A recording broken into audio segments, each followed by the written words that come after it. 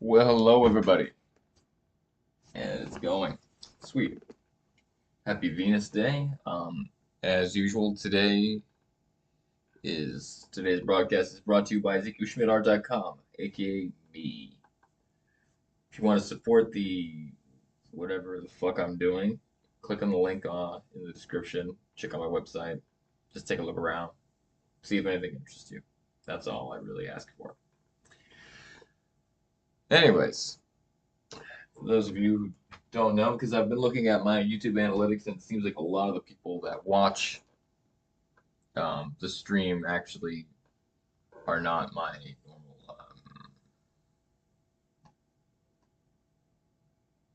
subscribers. So, if you are not a subscriber, my name is Ezekiel Schmidt. I'm an artist who works in acrylic paint.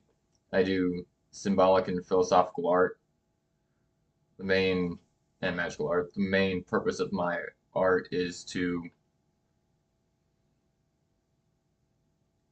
create symbols that give people a starting point for introspection, to get them to think, to give them things to think about, ideas, um, give them a sense of connection with the divine.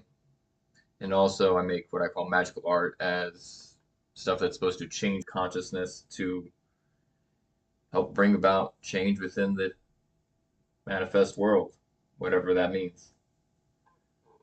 And my ThinkForce is going crazy again.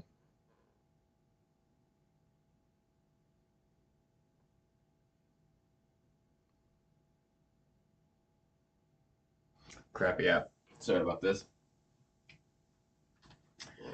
But for right now, since I'm doing this for free, and this is just a way for me to document my art and talk to my homies that watch the stream. This is all I'm going to use for now. So I'm going to start off with some black and white, as always. Something I was talking about on my Instagram today as I was driving to my day job, or the slave job, as I like to refer to it a lot of times, was the idea of creating a spiritual fever for yourself. And what is a spiritual fever? Well, let's talk about what even a fever is. It's the body raising the temperature to make a hostile environment to kill off viruses and things that are taking over the body, controlling it, and killing it. Things that are bad for it. So a spirit. This thing would only just work for me.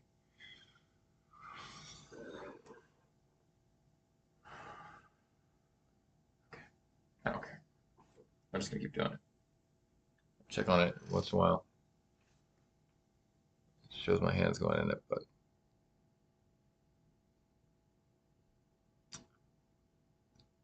I just have such a bad internet connection.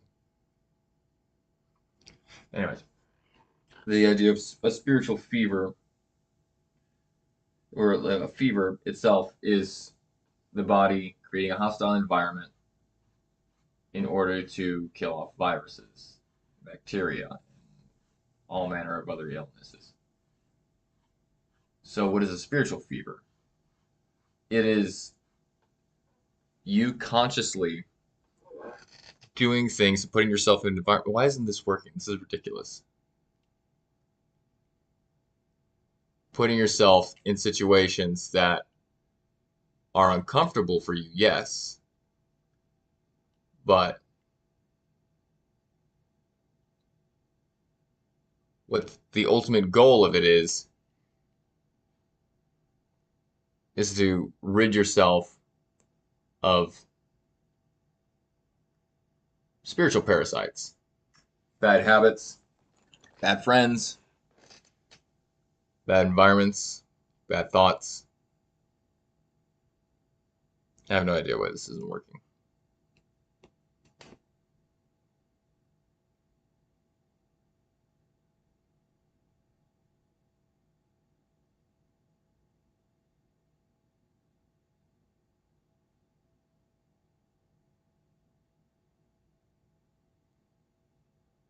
There we go.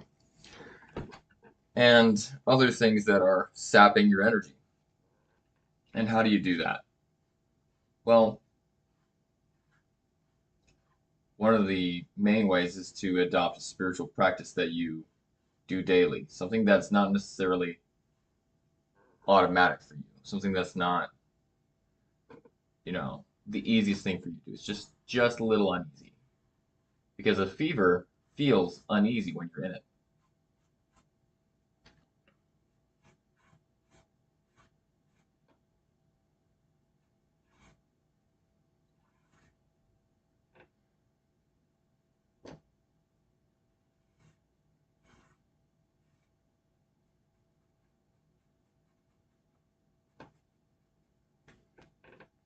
It does not feel good.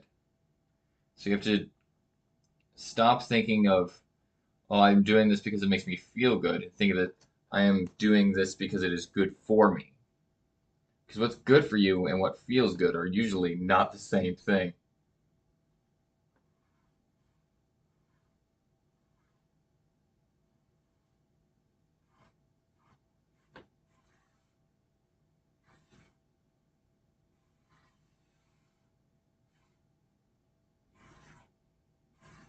So you have to kind of kill the idea that, oh, I don't like this. I'm not going to do this because it doesn't make me feel good.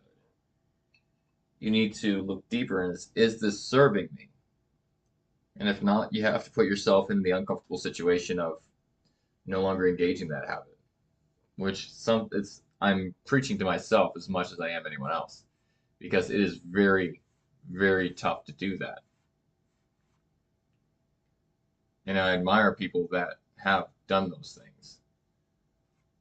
It is a very, very hard way to live. But you don't have to stay in the fever forever. You only have to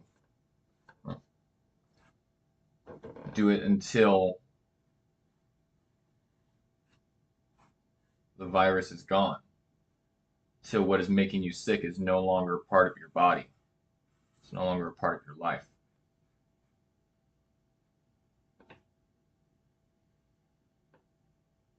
It's no longer a part of your soul. Like if you're someone that is quick to anger, you have to learn how to control your impulses by you're not going to all of a sudden become extremely peaceful or whatever. But you will, when you recognize that you are angry, you will be able to apologize for your anger. That's step number one in the spiritual fever is admitting like, oh, I was prideful. That was not how I should behave. That's not how I want to behave.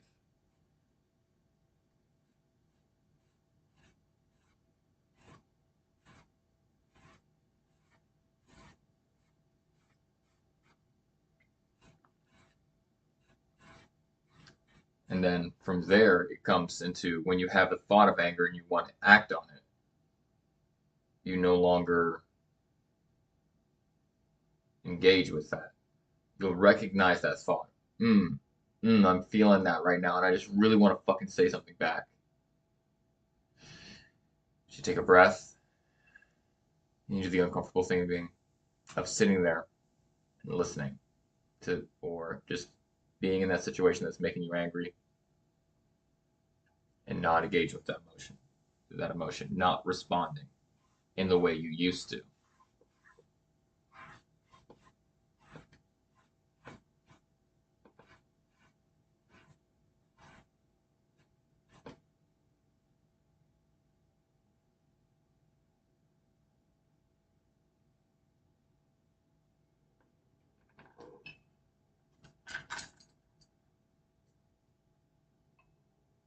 Is it easy to do that? No, it is not easy. It's far from it. But it's worth it because eventually you'll no longer you'll have the impulse and just come, go, and you'll be like, hmm, okay. And you learn how to disengage. You can't just, it's like working out. You can't deadlift 450 pounds your first try, typically, unless you are hair in my mouth. Unless you are already predispositioned to that. Some people it's easy to do these things, but then it's harder for them to do other things. The things you need to work on will never be easy at first. And so you have to take the small step. Deadlift, way less than that. Sometimes just the bar and 2 plates. Sometimes when you're bench pressing, you start with just the bar. Olympic bar weighs 45 pounds, so it's still some weight and it's still uncomfortable. But you're not trying to go whole hog at once because that's how you injure yourself and then you'll never want to do it again.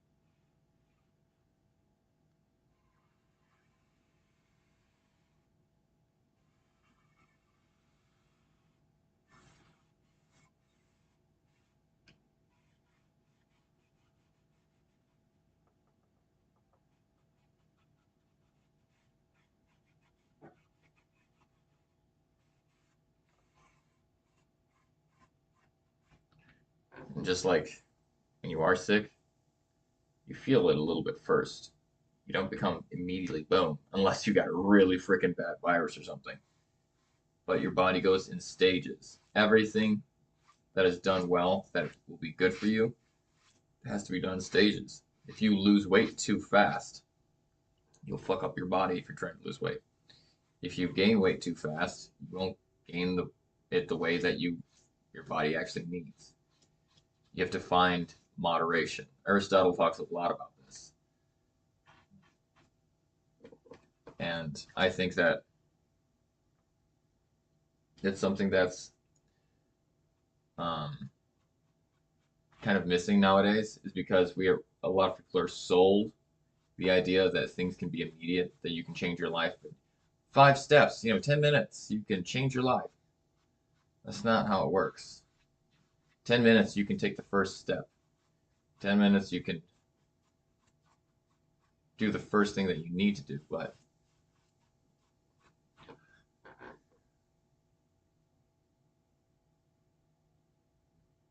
you don't become a master artist in your first painting. You have to draw a lot of shit first. You have to, you don't have to beat yourself up and strive for perfection, but you at least have to do the work.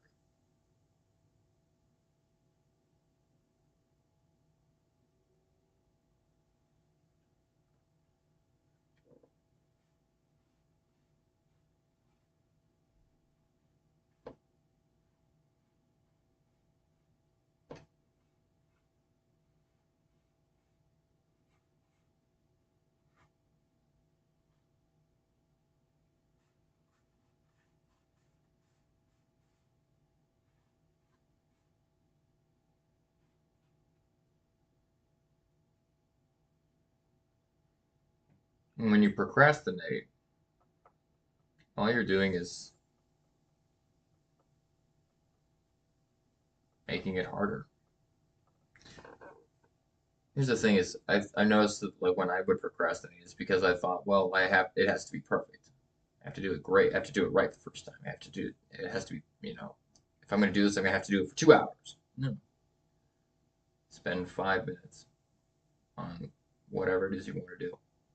Only do 5 minutes. The minute you go over it, you stop. Tomorrow, you do 6 minutes. Next day, you do 8 minutes. When you've reached 10 minutes, you do it for the next month. Only 10 minutes a day. You have a timer. You set that timer. The minute that timer goes off, you stop. Until eventually, you have it down to where it becomes automatic. Then you do 15 minutes, 20 minutes, 30 minutes. Then you stop because you have other things to do in your life. You don't allow the impulse to rule you. That's why it's good to have external things. Like a lot of people told me to use timers for a long time, and I was like, eh. But now I fucking live by my timers. So they go off on my heart, and I usually ignore those just because I often start late because of technical issues like what's been happening. Um,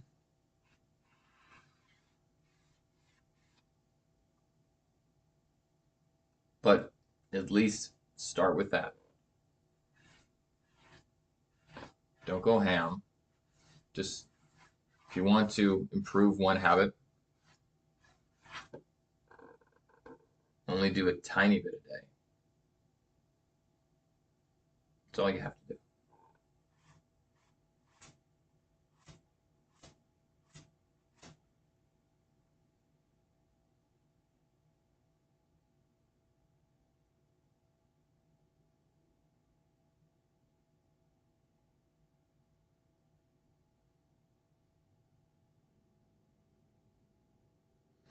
But the best ways to create that spiritual fever, besides doing what you don't want to do,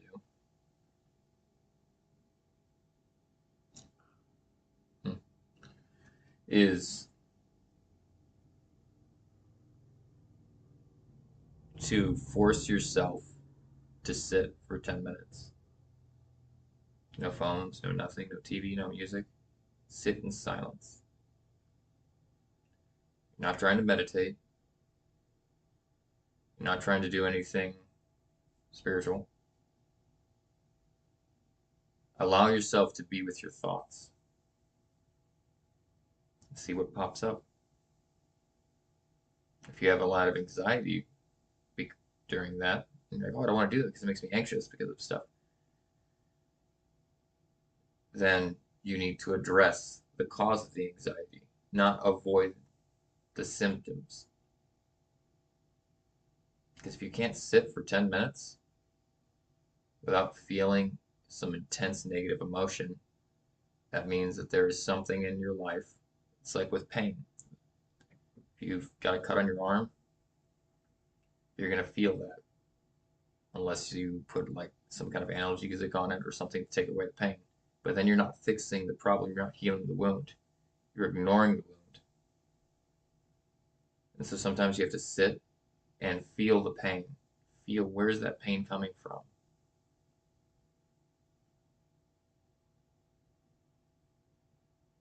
And then think about it. Spend that time thinking about your pain points or whatever.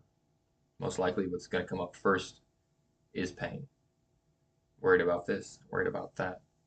What if they don't like me? Oh, I remember that time I was stupid and I did that one thing that made me cringe. Why did I do that? You think about those things. And for that moment, just let them go. And I go, that's just something that I did. That's just something that's happening to me. Then when the timer goes off, put on another 5-minute timer and write down 5 ideas within 2 sentences of your ideas of how to address those problems. See a therapist, talk to that friend, pay that bill, actually clean up. These things will help you to stop procrastinating. They'll also help you to recognize what illness that you have, what virus, spiritual virus do you have. And that'll allow you to make a plan to create the fever, which creates the environment that's hostile to the bad habit. If you have a bad habit of eating a lot of junk food, go for a walk outside. Anytime you have a craving, immediately leave the house. Because you're replacing one habit with another. Replacing eating the junk food with going outside, getting sun, which will actually make you happy. actually give you serotonin. And then when you come back home, throw away your junk food, get rid of all your junk food until you can learn self-control. Or if you do drugs, the minute you feel like doing drugs, call a friend up, leave the house again. Best way to do it is go outside, get some sunshine. Leave the house, leave the environment that's causing the sickness. And when you come back, take your drugs, throw them away, unless you are on something that's hardcore and will cause you to have a violent physical reaction. You should taper that down, or go to rehab. Put yourself in a new environment. You create a new environment that no longer serves that bad habit. You take away the thing that, until you have self-control, you take away the thing that is the infection point. You clean the wound, you allow it to air out, cover it for a bit, and allow it to heal. Then you can be in that environment. But while you're having an open gate, while you have an open oozing wound, you don't go back into the swamp. You can't help your friends who are in the swamp while with their wounds and allow them to fester while you still have wounds that you haven't healed. Because all you're going to do is just reinfect yourself until you've completely healed, which means you have no impulse to do that thing. You don't go around those friends. You let them know, hey, I'm trying to get over this. Understandably, you do these things. I can't be around these things because I want to engage with those things. Right now, I have to learn how to self-control, and this is step number one. And if they are your friends, they will understand. If they're not your friends, they won't. And they'll be like, well, why are you should do this with us. Why are you trying to be sober? Trying to be fucking, trying to be a goody two shoes, trying to be a holier than thou? Well, no. I'm just trying to be healthy. And if you can't understand that, you're not healthy for me.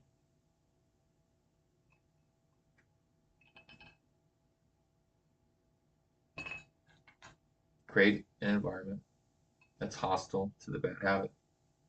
Kill a virus by creating your own new environment.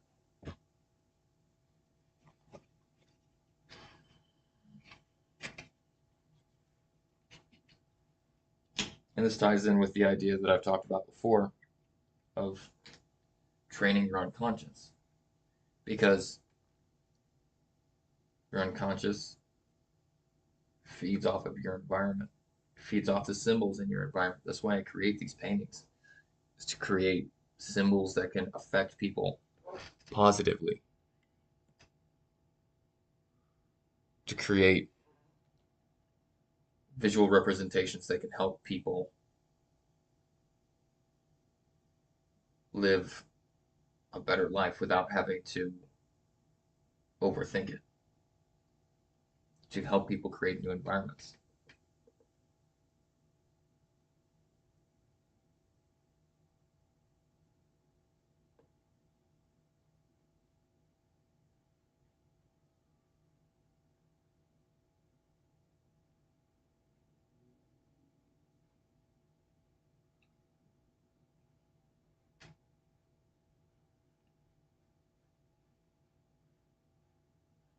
And then as you train your unconscious to no longer engage in those habits,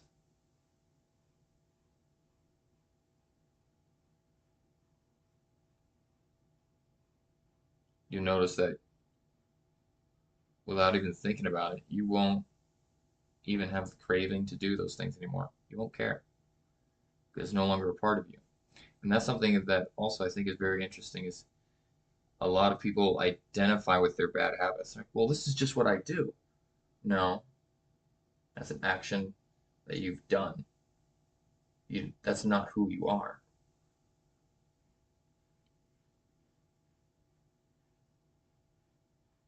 Who you are is way beyond your day-to-day actions.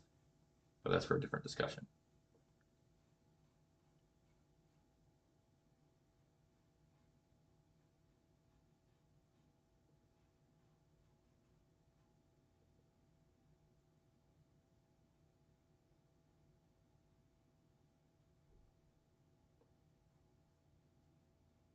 And you can change who you are. You don't have to, if your identity is tied to external things and external habits, then your identity is fragile. Because the minute that you no longer have that thing or no longer can do that thing, you no longer feel like you are who you are. You feel like you've lost yourself, when yourself has nothing to do with those things.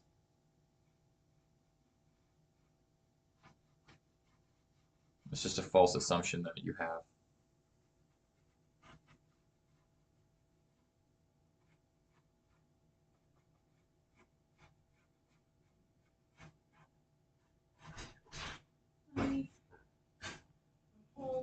Peace out, y'all.